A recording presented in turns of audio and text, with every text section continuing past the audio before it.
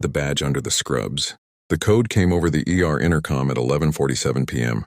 Code Silver, Bay 4, and by the time Maya Ferris turned around, Grant Halsey already had a hand closed around her wrist. She did not flinch. She had learned, a long time ago, that flinching only taught a nervous man where to grab next. "Ma'am, I need you to step away from that cabinet." Halsey's voice was pitched for an audience, even though the only audience was one exhausted rookie standing by the crash cart. He was head of hospital security at Cedar Bluff Regional, and he had built his whole reputation on being the man who caught things other people missed. Tonight, what he thought he'd caught was a nurse, quietly logging into the narcotics cabinet at the end of a night shift. "I'm pulling inventory for the morning count," Maya said, even, unbothered. The voice she used unpanicked.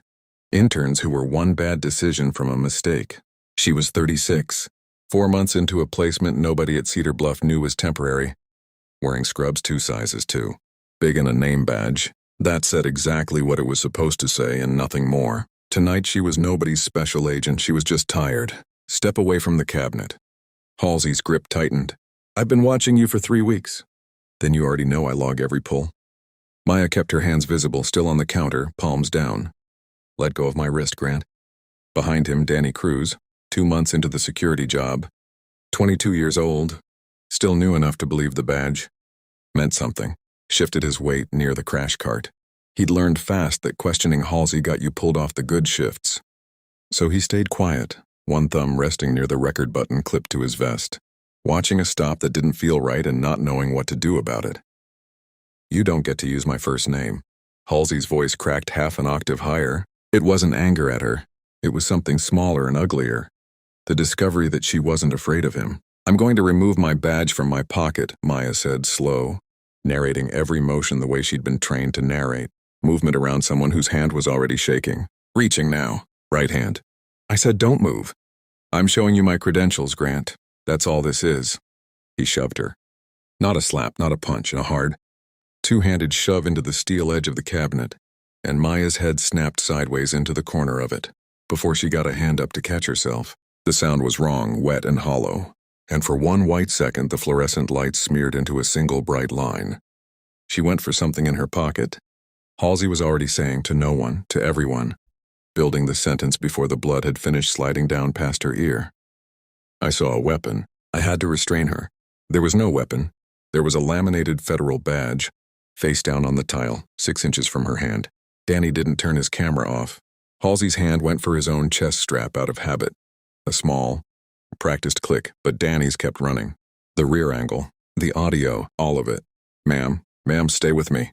Danny was on his knees beside her before he'd decided to be, pressing a wad of gauze to her scalp where she guided his shaking hand.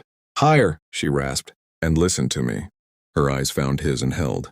Bag, side pocket, blue folder. "The seal on it does not get broken by anyone in this building. You keep that camera running no matter what he tells you. She's assaulting hospital property." "Get her hands zip-tied," Halsey barked, hauling Danny back by the collar.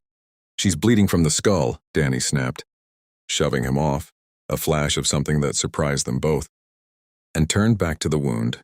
Halsey let him go. He'd already realized the camera was the problem now, not the woman on the floor, and his mind had moved on to the report he was going to write. Charge nurse Priya Anand arrived at a run, took one look at the blood pooling on white tile, and called it in as an active trauma, not a security incident.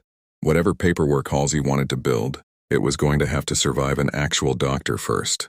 They wheeled Maya into trauma. 2. A resident cutting away the collar of her scrub. Top to check for a neck injury stopped when his shears caught on something underneath, a thin chain, and a small federal shield on a cord, warm against her collarbone. He turned it over with 2 fingers. "Read the engraving." His face changed. Ferris, M., Special Agent, U.S. Drug Enforcement Administration. "Secure her bag," Maya managed. Before the ceiling tilted and the room went out from under her, Hospital Administrator Owen Pratt arrived 20 minutes later, stepped over the broken glass from the cabinet door, and did not ask why a nurse pulling routine inventory had a skull laceration. He listened to Halsey's version, combative, reached for something, feared for his safety, and nodded along, because that version kept the hospital's insurance, premiums exactly where they were. "Get the cabinet logs pulled before anyone from the state board asks for them," Pratt told his assistant. and log her as the aggressor. Employee altercation, patient-facing incident contained. He had contained things like this before. What he needed was a story simple enough that nobody upstairs would ask a second question. He posted a security officer outside her recovery room, a woman with stitches in her scalp, listed as the subject of an internal misconduct investigation before she was even out of the CT scanner. What Pratt could not see was a red flag lighting up on a secure terminal 60 miles away, inside a DEA field office. Special Agent Ferris had missed her nightly check-in. Protocol pinged her covert phone. The location came back: Cedar Bluff Regional Medical Center, Trauma Bay 2. Supervisory Special Agent Ray Solis stared at the screen. He'd run this placement himself, 8 weeks undercover, tracing a diversion pipeline that was quietly draining fentanyl and oxycodone out of Cedar Bluff's own pharmacy and back onto the street. Maya didn't miss check-ins, not without a reason. He made 2 calls.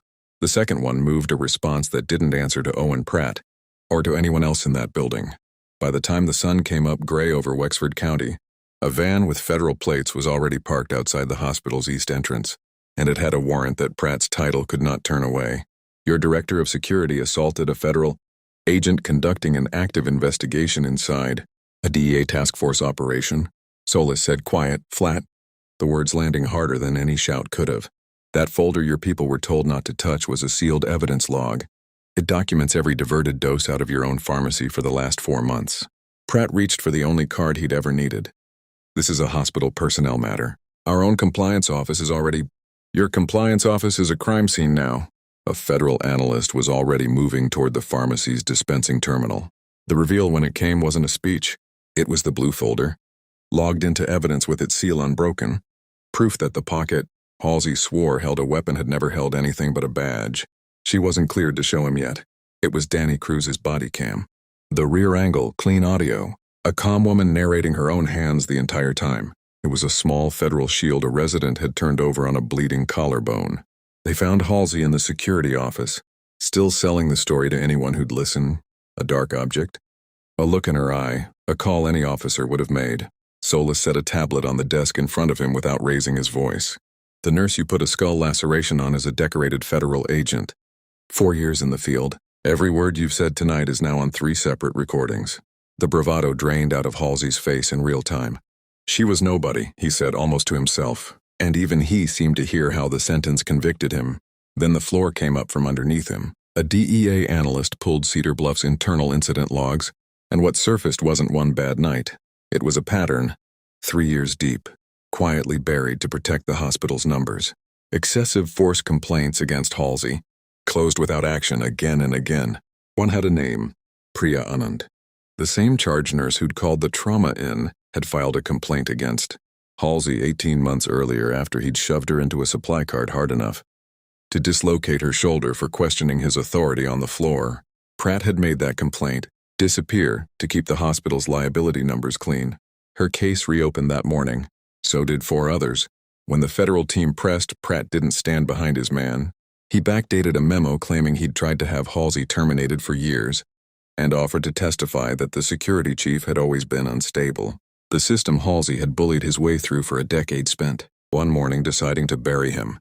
So he gave them Pratt in return. Every quiet approval, every closed complaint. The whole arrangement came down together, and Halsey sat alone in the wreckage he'd built one shove at a time. Across town, in the recovery ward at a federal medical facility, Maya woke to find the officer posted at her door gone, and the word suspect struck from her chart. She didn't waste the first clear minute she had. Don't let them file this as one bad night, she told Solis, her voice raw but level. He's done this before. The proof was sitting in their own logs the whole time. Pull every file they closed. It wasn't a demand for payback. It was an order to read the record properly, finally. Federal prosecutor Diane Marsh charged it without a deal. Assault on a federal officer. Conspiracy to obstruct a federal investigation. Falsification of hospital safety. Records for Pratt. The hospital went under a federal compliance monitor. Danny Cruz, the one badge that had stayed honest when it cost him the most, was protected. And Solis left him a door into the work. For the rookie who'd kept his camera running when turning it off, would have been so much easier. Months later in a federal courtroom, Maya stood at the witness table in a plain dark suit. A thin white scar just visible above her collar. She didn't talk about What might have happened to someone with no one watching her check-in log? She set a single folder in front of the judge instead, its federal seal, whole. 4 times before me, this hospital had proof a man like this was dangerous, she said. 4 times someone chose the easier story instead of the true one. Read it now. Judge Loretta Byrne read it. The sentence came in years, not apologies. Outside, the fall air was clean. Cedar Bluff Regional was already rebuilding its safety office from the ground up. 4 older complaints, Priya Anand's among them, finally had their day. Maya touched the faint scar above her collarbone, a record no administrator could quietly file away. Then she squared her shoulders and walked on. The truth had outlasted every version of the story that had tried to bury it. If you believe a badge should never be a license to decide who gets believed, like this video, subscribe for more stories of quiet, justice, and accountability. And tell us in the comments who you think the real hero of this story was.